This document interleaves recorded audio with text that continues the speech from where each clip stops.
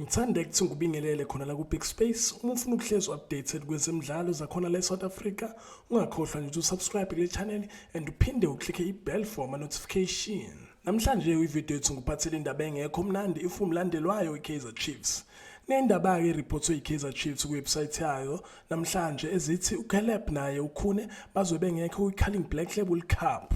Lazo ke indaba ezibhlungu uthi ukhune naye uCaleb bazobe ngekho impela kwiCalling Black Label Cup bayireport namhlanje kuseni. Lokho bakusho ngenxa yani yama injury. Ukhune une injury and naye futhi uCaleb une injury. And ade bengekho kwiSoweto Derby lati dlala kule weekend esiphuma kuyona.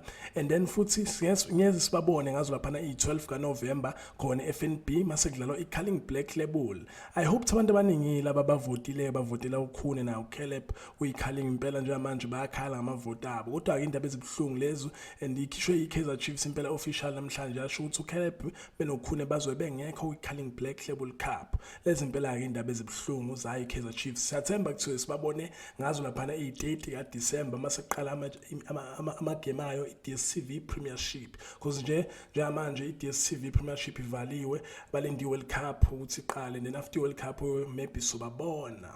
So ngifuna update ngazo lezi indaba lokho trend enkundleni zokuxhumana indaba ezibhlungu ufu Amakhosi ukuthi uCaleb naye ukhona bazobe ngekho kwiCalling Black Label Cup.